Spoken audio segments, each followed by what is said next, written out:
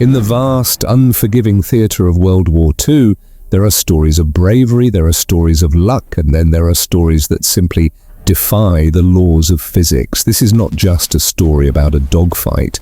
It is a story about a mathematical impossibility. Picture this. It is December 13th, 1943. You are sitting in the cockpit of a P-40 Warhawk, a fighter plane that critics back home are already calling obsolete. You are 23 years old. You are alone.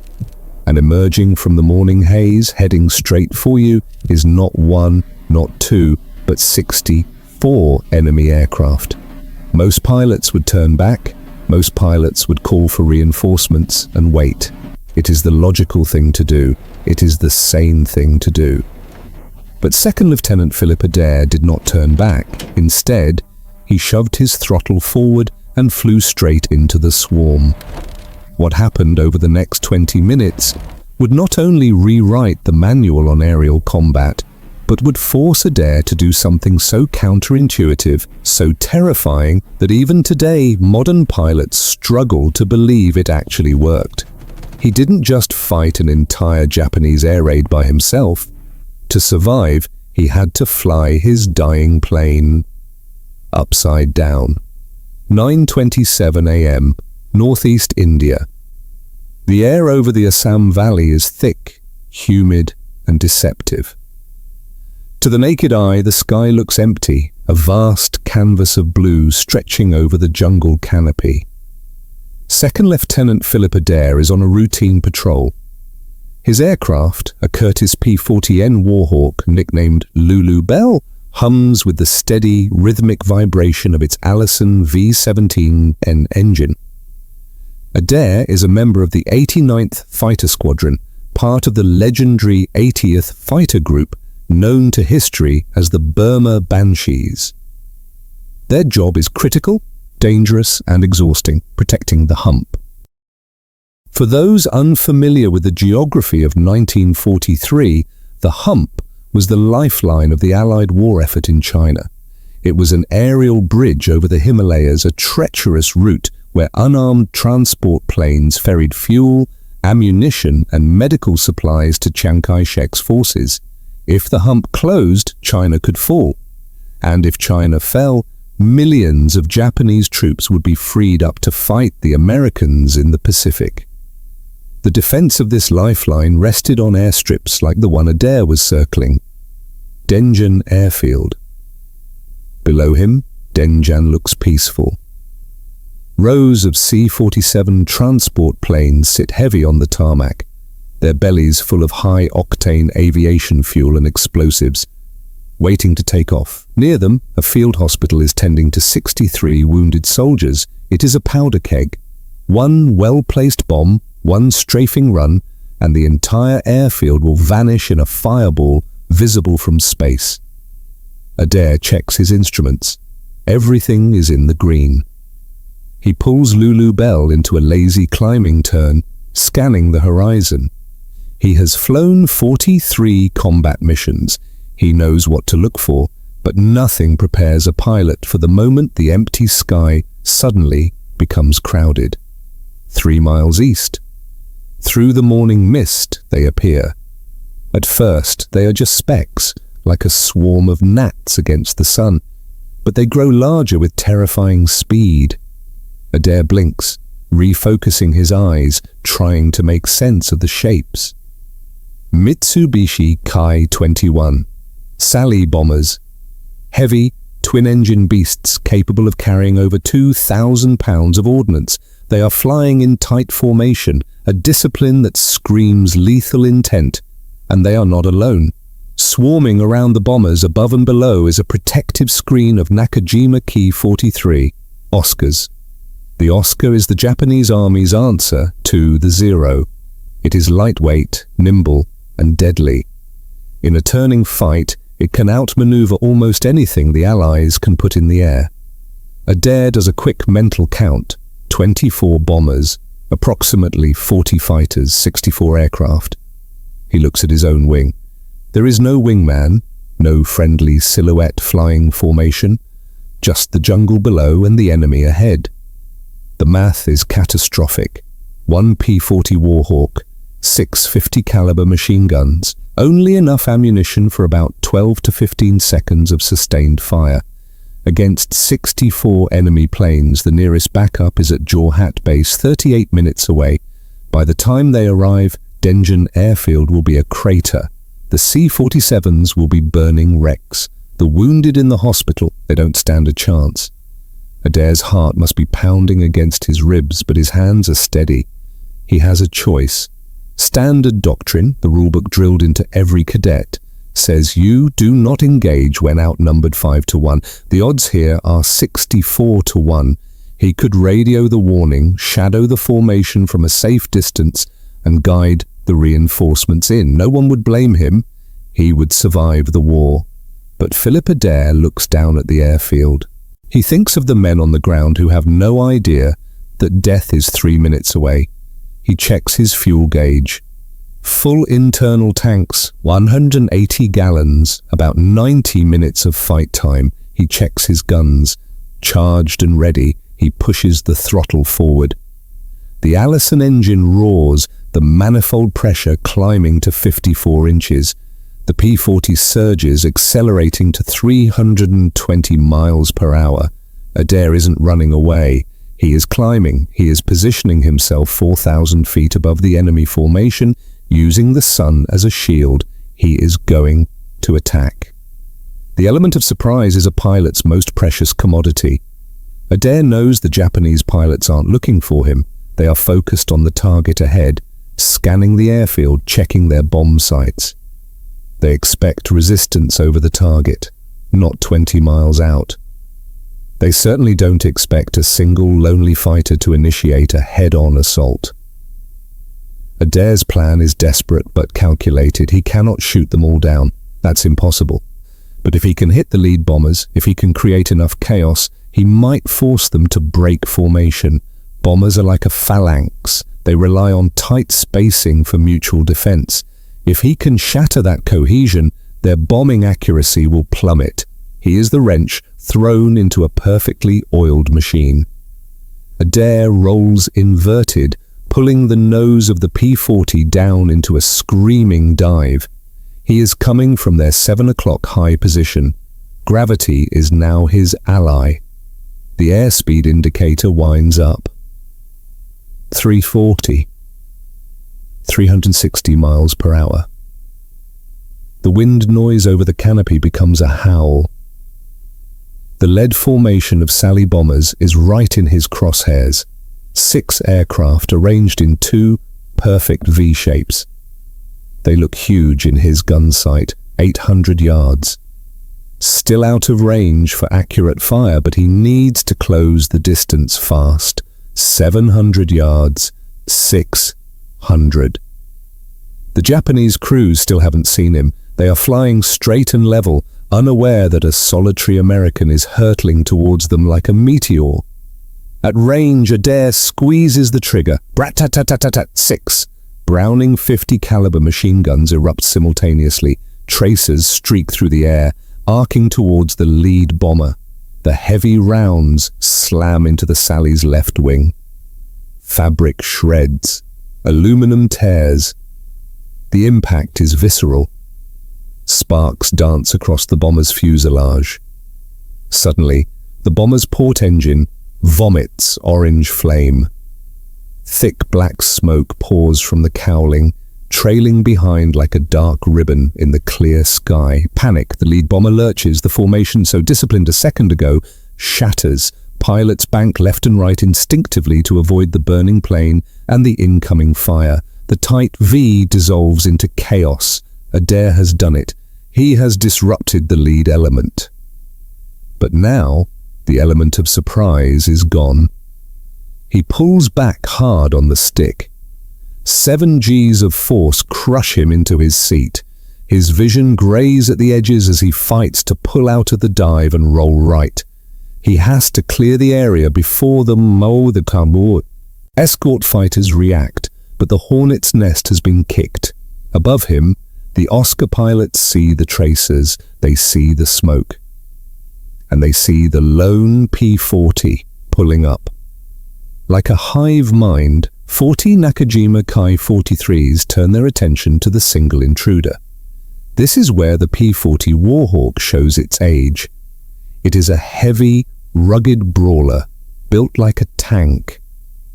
The Oscar is a samurai sword, light, sharp, and fast. An Oscar can turn inside a P-40's radius all day long. If Adair tries to turn and fight, he's a dead man. His only advantage is speed and diving ability. Never turn with a Zero, never turn with an Oscar. That is the mantra, hit and run. But Adair has a problem. He can't run. If he extends away to reset his attack, which takes time, the bombers will reform. They will regroup, fly to Denjan, and drop their payloads. To save the airfield, Adair has to stay in the fight. He has to stay in the kill zone. He has to break every rule in the book. The sky is now filled with angry metal. 4 Oscars detach from the high cover and dive on him. They come in a finger 4 formation, disciplined and aggressive. Adair sees them at his 10 o'clock high. He rolls left, snatching a snapshot burst at the lead fighter. A 2-second spray of lead. Missed. The Founder's 50 calibers fly high. The Oscar breaks right, its wingman sticking to it like glue.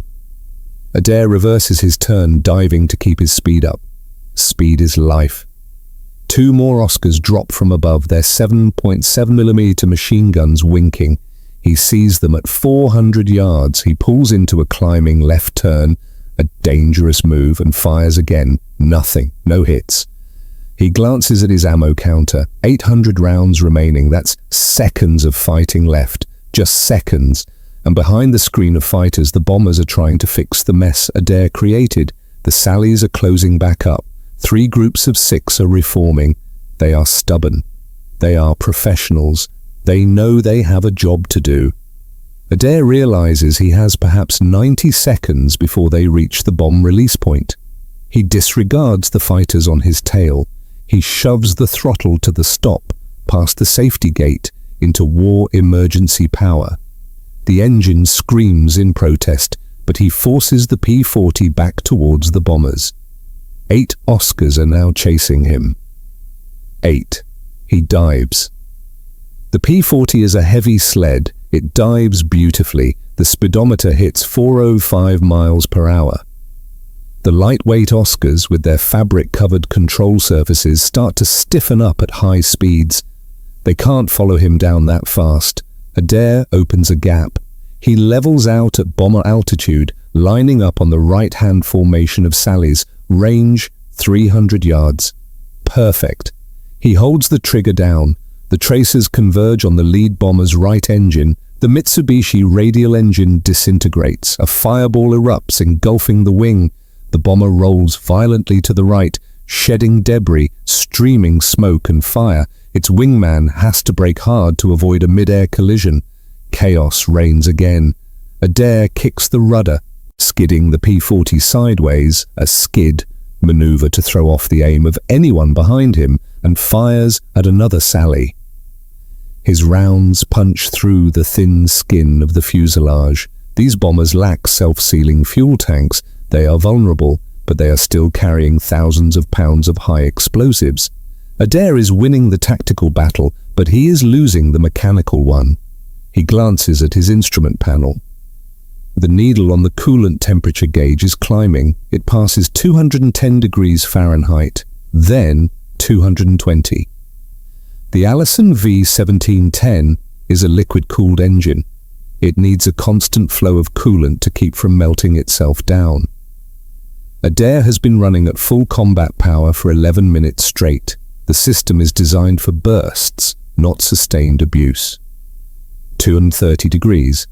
If it hits 250, the engine will seize, the pistons will expand until they weld themselves to the cylinder walls, the propeller will stop. And Philip Adair will become a glider pilot in a sky full of sharks. He has 3 options. Option 1, reduce power. Let the engine cool, but that means slowing down, and slowing down means the Oscars will catch him and shred him. Option 2, abandon the attack, dive away, head for home. He has done enough. He has disrupted them twice. Option 3, keep fighting, keep the throttle pinned, risk the engine exploding. Adair looks at the bombers. They are 17 miles from Denjan. They are still a threat. He keeps the throttle forward. 2 Oscars commit to a head-on pass. This is a game of chicken played at a closing speed of over 600 miles per hour. Adair sees the muzzle flashes from their cowlings. 7.7mm rounds zip past his canopy, tracing lines of smoke in the air. He doesn't flinch. He trusts his heavy .50 cows. They have better range. They hit harder. At 500 yards, he fires. At 350 yards, his rounds connect. He sees the impact on the left Oscar's engine cowling. Pieces of metal fly off. The Japanese fighter shudders violently and breaks left, trailing a white plume of coolant vapor. Adair has wounded it. He rolls right and dives again, but now the dashboard is screaming a warning. Coolant temperature, 240 degrees. He is pushing the machine beyond its breaking point. The bombers are 15 miles out. 2 formations have reformed. A third is scattered. Adair sets his jaw. He goes for the lead formation again. 6 Oscars try to intercept.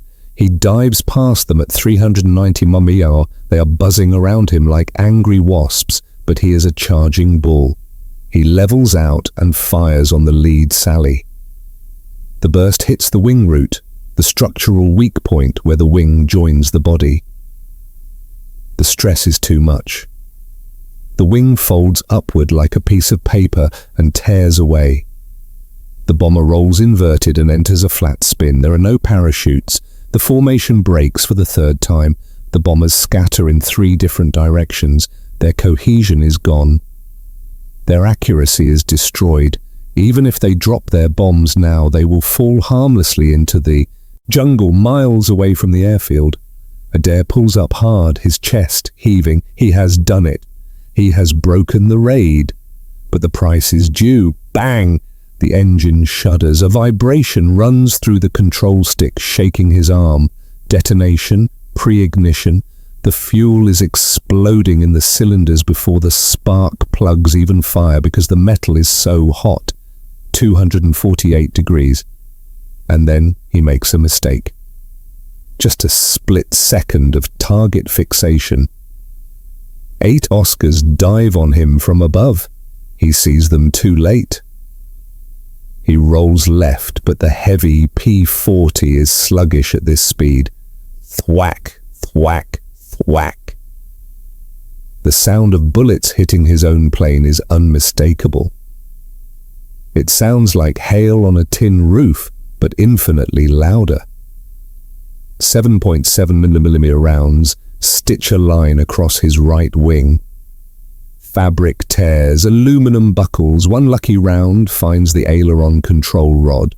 The stick goes mushy in his hand. He loses the crisp response he needs to survive.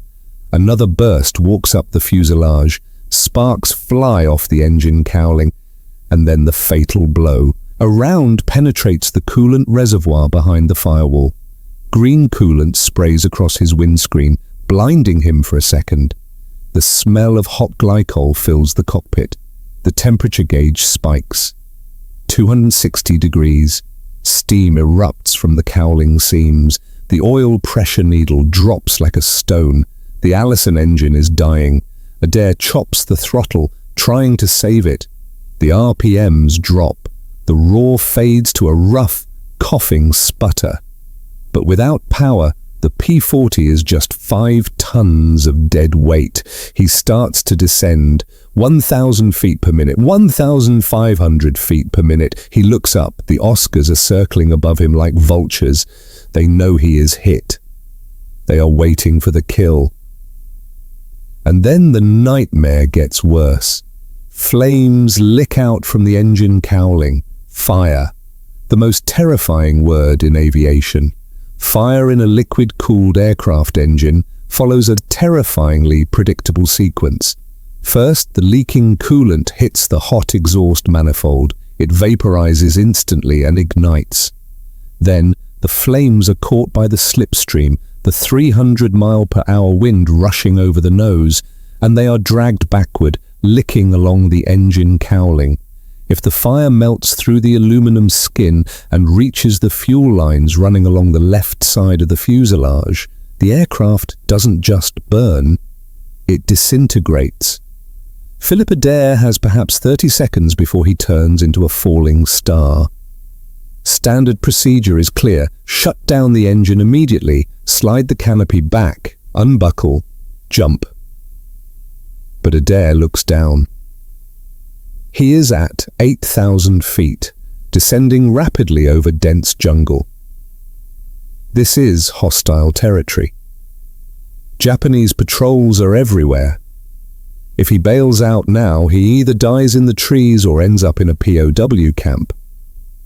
A fate often worse than death in this theatre of war. He makes a choice that defies survival instinct. He stays in the burning plane.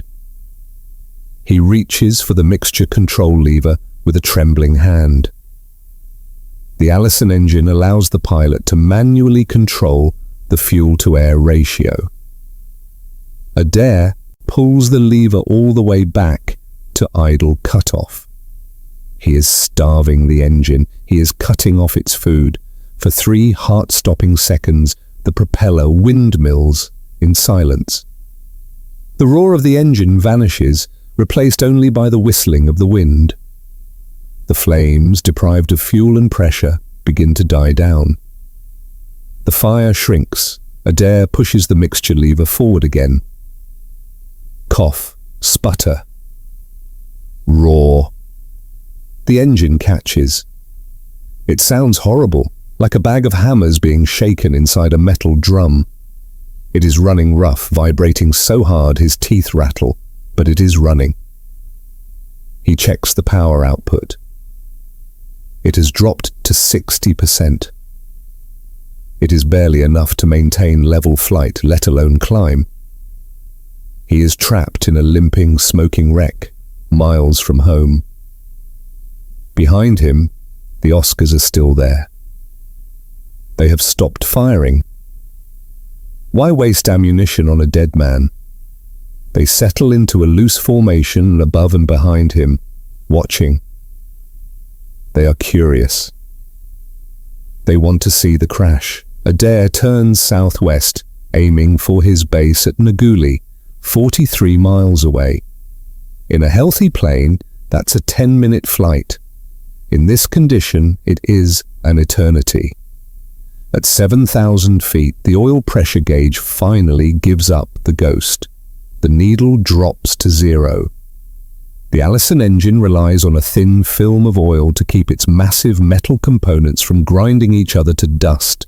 Without oil pressure, friction takes over, heat builds, metal expands. It is a countdown. The connecting rods inside the engine are moments away from seizing solid. Adair's airspeed bleeds off. 120 mph. The P-40's stall speed, the speed at which the wings stop generating lift and the plane falls out of the sky, is around 120 mph. The margin for error is vanishing. One of the Japanese Oscars gets bored. The pilot dives down, pulling alongside Adair's right wing. He is close. Shockingly close. Adair can turn his head and see the enemy pilot's face through the glass. The Japanese pilot doesn't shoot.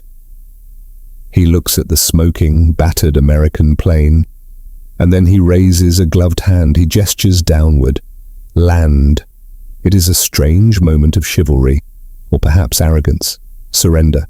Put it down in the jungle. Become a prisoner, and you might live. Adair looks at him. He ignores the gesture. He keeps his hands on the throttle and stick. He isn't going to land. He is going to fly this thing until the wings fall off. The Japanese pilot shakes his head, peels off, and climbs back up to rejoin his squad. They will wait for gravity to finish the job. And gravity is about to get a lot of help. Smoke begins to fill the cockpit. Not the acrid black smoke of the engine fire this time, but a thin, stinging grey smoke from behind the instrument panel. The Japanese bullets have severed the electrical wiring. Insulation is smouldering. Adair's eyes burn. His throat constricts. He slides the canopy open, desperate for fresh air. The wind blast hits him in the face, clearing the smoke slightly, but the slipstream makes it hard to breathe. Then, at 4,000 feet, the final structural failure happens. Snap. The sound is like a whip crack. The control stick goes limp in his right hand. The bullet that had grazed the aileron control rod earlier has finally done its work. The cable snaps. The right aileron, the flap on the wing that controls rolling, flops down to full deflection. Aerodynamics takes over instantly. The right aileron forces the right wing down. The P-40 rolls violently to the right. The nose drops. Adair hauls back on the stick with both hands, trying to pull the nose up. Nothing. The elevator cables are shredded. He has no pitch control. The plane enters a spiral dive. 200 mph, 220, 250. The jungle floor rushes up at him. Green canopy filling the windscreen. This is it. This is the crash. 3,000 feet, 2,500 feet, 2,000 feet. He fights the stick, but it's useless. The plane is locked into a death spiral. The damaged surfaces are physically forcing the aircraft into the ground. There is no way to fight the air pressure, unless you reverse the air pressure. In that split second, staring death in the face, a memory flashes through Philip Adair's mind. A diagram on a chalkboard, a bored instructor's voice droning on about aerodynamics. Control surfaces rely on airflow direction relative to the wing.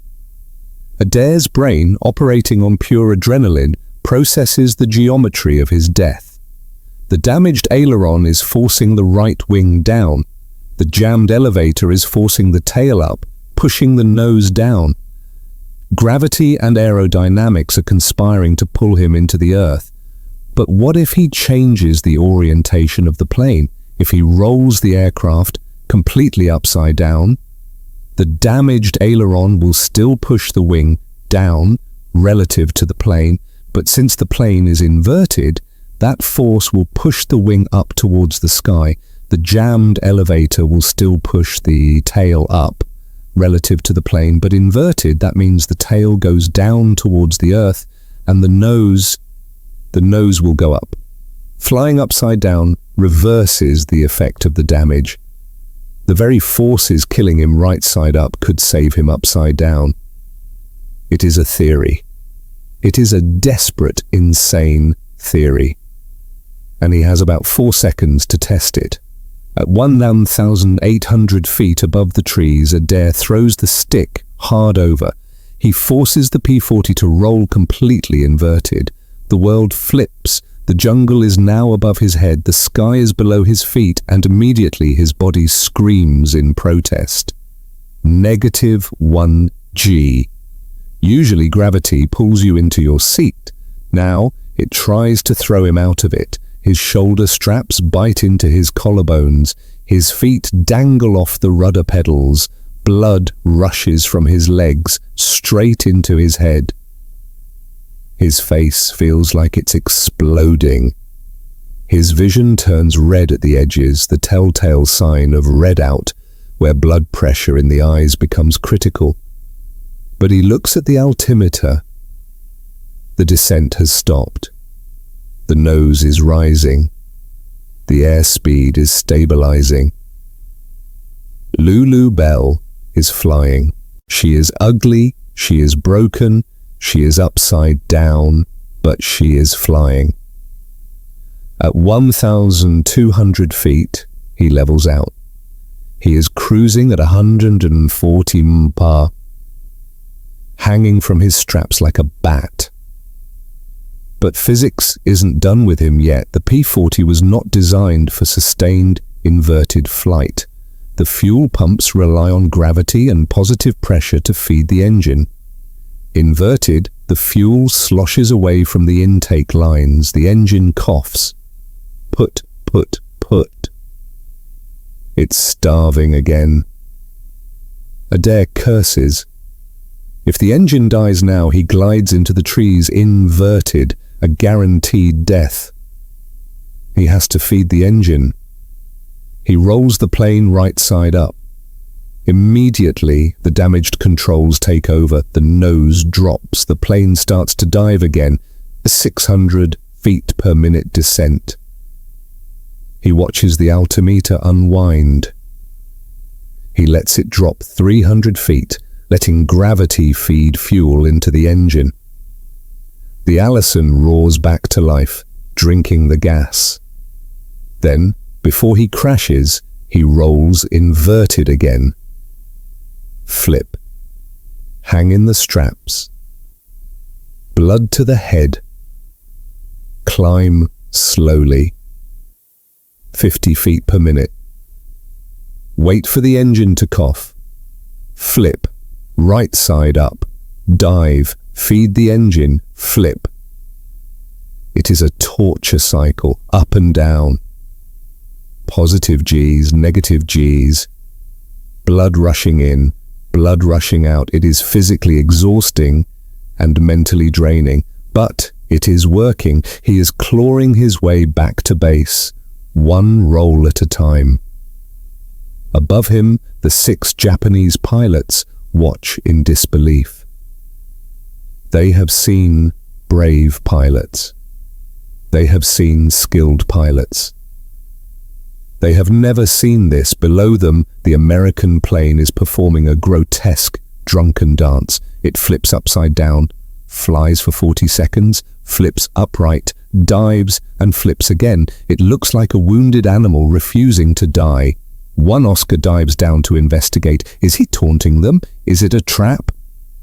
Adair sees him coming. He is currently inverted. He waits until the Oscar commits, then rolls upright, turning directly into the Japanese fighter. It is a bluff. He has no control to fight, but the aggression shocks the Japanese pilot. The Oscar breaks away. The Japanese flight leader makes a decision. The American is insane. His plane is burning. He is flying upside down. He is clearly doomed. There is no honor in shooting a corpse. The Oscars turn east, heading back to Burma. They leave Philip Adair alone with his impossible machine. Now, the silence returns, just the rough, grinding vibration of the dying engine and the rush of wind. Adair continues his rolling climb. His fuel gauge reads 83 gallons. His oil pressure is still 0. By all laws of mechanics, the engine should have welded itself into a solid block of metal 10 minutes ago. It is running on friction, momentum, and miracles. He reaches 3,000 feet, then 4,000. But a new enemy is creeping into the cockpit. An invisible one. Carbon monoxide. The exhaust manifold is cracked. The firewall is punctured. Exhaust fumes are being sucked directly into the cockpit. Adair has been breathing them for 14 minutes. CO poisoning is insidious. You don't feel like you're suffocating. You feel tired. Your thinking gets fuzzy. Your vision starts to narrow, like looking through a long, dark tunnel. Adair shakes his head, trying to clear the fog. His hands are numb. He can't feel his feet on the pedals. Ahead of him, through the haze, he sees it. The most beautiful sight in the world. Nagali Airfield. The runway. The tower. The revetments. Safety. He is 5 miles out. He is at 5,000 feet. He has made it. Or so he thinks. Because as he approaches the airfield, staring at the runway through his tunnel vision, a realization hits him cold. A problem he hasn't thought about in the chaos of the fight. He is flying a plane with a hydraulic landing gear system.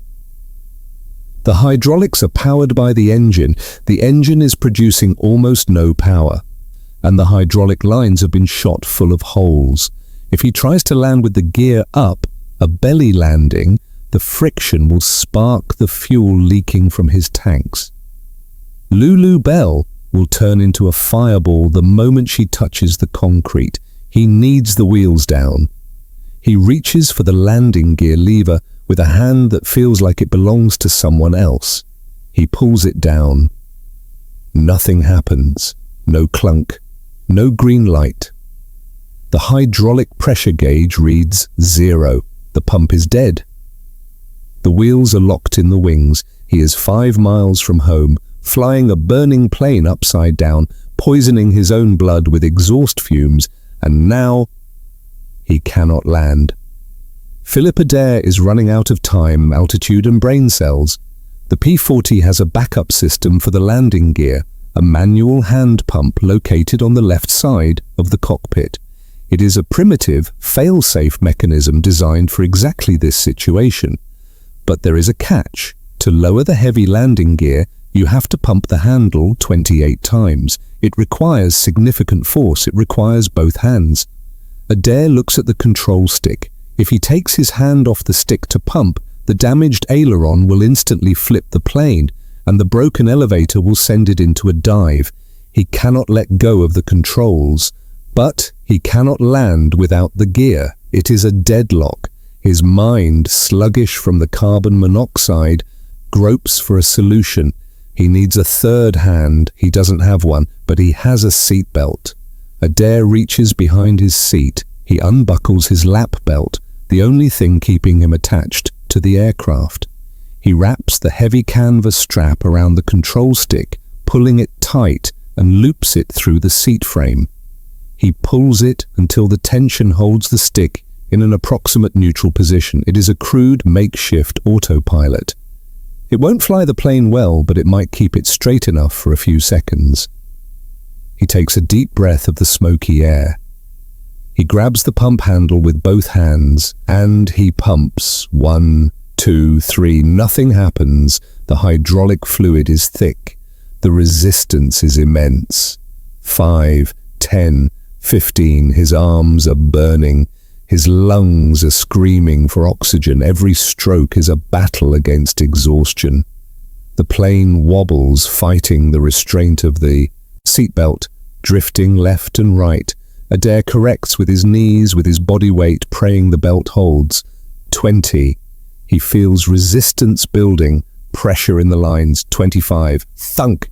A sound from beneath the floorboards. A heavy, metallic lock engaging. The left main gear is down. 28. Thunk! The right gear follows. 3 seconds later, the green light on the dash flickers on, down and locked. But physics demands a payment. Extending the landing gear adds massive drag. The P-40 slows down instantly, like hitting a wall of water. Airspeed drops from 160 to 135 miles per hour. The engine, now producing barely 40% power, cannot overcome this drag. The plane begins to sink faster. Naguli runway is 7 miles ahead, 3 minutes away. Adair's vision is now fully tunneled. The grey edges have closed in until he is looking at the world through a straw. He shakes his head violently, trying to wake up. He glances at the one gauge that still works, the engine temperature. It reads 310 degrees Fahrenheit.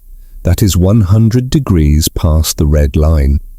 The metal inside the engine is no longer just hot. It is plastic. It is expanding, warping, preparing to seize. 5 miles out. The tower operators at Naguli spot him. They see a P-40 trailing black smoke, flying erratically, gear down, approaching the field. They grab their microphones. Clear the runway. Emergency aircraft inbound. They assume he will make a standard approach. Lower the flaps, reduce speed, touch down at 90 mph. But Adair has no flaps. The flaps are hydraulic too, and he doesn't have the strength or the pressure to pump them down. Landing without flaps means landing fast, 120 mph. It means he needs 3,000 feet of runway to stop. Nguli is only 4,000 feet long. If he overshoots, he hits the jungle at the end, 2 miles from the runway. Silence. The propeller stops spinning, the blades jerk to a halt and stand still against the wind. The engine has finally died. It didn't seize, it simply ran out of power. The fuel, the spark, or the compression. Something gave up. The P-40 is now a glider, and a P-40 with its gear down, holes in its wings, and a dead engine has the glide characteristics of a brick. Adair calculates the angle. The glide ratio is maybe 6-to-1. For every foot he goes forward, he drops a foot. He looks at the runway. He looks at his altitude. He isn't going to make it. He is going to crash short, 200 yards into the trees, after fighting 64 planes, after surviving the fire, after the inverted flight, after the hand pump. He is going to die 2 miles from safety because of drag. Then, the memory returns, the same lecture, the same aerodynamics. Inverted flight reverses the lift vector, but at certain angles of attack, an inverted profile creates less induced drag. It is insane, it is suicidal to glide a dead plane to upside down. Adair is past the point of fear. He is operating on instinct. At 1,800 feet, 1 mile from the runway, he rolls the P-40 inverted again. Blood rushes back to his head. His vision clears slightly. He hangs in the straps, watching the jungle pass above him. The airspeed holds steady at 125 mph, but the descent rate, it slows. Instead of dropping at 700 feet per minute, he's dropping at 500. The inverted wing profile is slicing through the air more cleanly than the damaged upright wing. He is extending his glide. He is stretching the distance. On the ground, Technical Sergeant Robert Martinez is watching through binoculars. He sees an aircraft approaching the field upside down, with its landing gear sticking up into the air like a dead bug. "That's not one of ours," Martinez yells. "That's a Japanese trick. He's going to strafe us." Martinez runs to a .50 caliber machine gun pit. 3 other crew members join him. They rack the bolt. They traverse the heavy gun, aiming it at the approaching plane. Adair is now at 400 feet, half a mile out. He is staring down the barrel of friendly fire, though he doesn't know it. He has to time this perfectly. If he rolls upright too soon, the drag returns and he crashes short. If he rolls too late, he hits the ground while still upside down, crushing his own skull. 200 feet. 300 yards from the threshold. Martinez's finger tightens on the trigger. He sees the smoke. He sees the damage. He hesitates. "Don't shoot." In the cockpit, Adair counts down. 3, 2, 1. He kicks the rudder and throws the stick. The P-40 snaps upright. Gravity reasserts itself. The damaged aileron immediately slams the right wing down. Adair fights it with everything he has left, crossing controls, forcing the wings level. The nose drops like a stone. He pulls back on the stick. The frayed elevator cables stretch, groan, and finally bite. The nose comes up. Just enough. 90 feet. The runway rushes up to meet him. Crunch! The P-40 slams onto the concrete. It is a 7G impact. The gear struts compress fully, bottoming out. The tailwheel smashes down, screaming as metal grinds on stone. The right main gear, weakened by the hard landing, collapses. The right wing drops and digs into the runway. The aircraft ground loops violently to the right, spinning 180 degrees in a cloud of sparks and concrete dust. It skids backward for 200 feet, screeching like a banshee, before finally coming to a rest. Silence returns to Nguli Airfield. Fire crews race across the tarmac, foam hoses ready. Martinez is the first to reach the cockpit. He jumps onto the wing, ready to pull the pilot out. He finds Philip Adair sitting motionless. Adair's mask is off. His face is pale, slick with sweat and soot. He sits there for 12 seconds, just breathing. Then he unbuckles his harness. He tries to stand up. His legs buckle instantly. He falls against the canopy frame. Martinez grabs him, hauling him out of the wreck. "I'm okay," Adair mumbles, his voice slurred from the carbon monoxide. "I'm okay." They walk around the aircraft together. What they see silences the entire ground crew. Lulu Bell is a sieve. 16 bullet holes in the fuselage, 7 in the right wing, 4 in the left. The right aileron cable, severed completely. The hydraulic reservoir, punctured. The electrical loom, cut in half. But the real horror story is under the cowling. When the mechanics pry the engine covers off, they gasp. The Allison V-1710 is destroyed. It is a fused lump of metal. Every cylinder is scored. 3 connecting rods have welded themselves to the crankshaft. The oil pan is ruptured. By all rights, this engine should have exploded 20 minutes ago. It defied thermodynamics. It kept running because Philip Adair refused to let it stop. The next day, the intelligence reports came in. The raid on Denjan Airfield was a total failure. All 24 Japanese bombers had turned back. They had jettisoned their bombs miles away in the jungle to gain speed for their escape. 0 bombs hit the airfield. 0 transport planes were destroyed. 0 casualties on the ground. The hump airlift continued without a single hour of interruption, and the cost for the Japanese, the disruption of a massive raid, purely because of the ferocity of one man. On January the 8th, 1944, Lieutenant General Joseph Stilwell presented Philip Adair with the Silver Star. The citation read, in part, "For gallantry in action, engaging and disrupting a formation of 64 enemy aircraft, continuing his attack despite severe aircraft damage, thereby preventing destruction of critical supply facilities."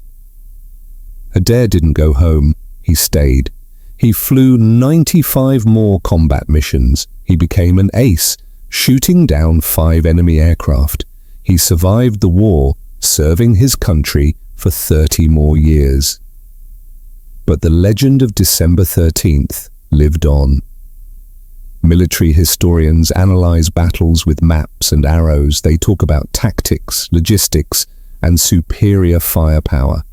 But sometimes history isn't decided by the generals. Sometimes it is decided by a single 23-year-old kid, alone in a burning plane, who simply decides that impossible is just a word. Philip Adair proved that when the odds are 64-1, you don't count the enemy, you make the enemy count you. Lulu Bell never flew again.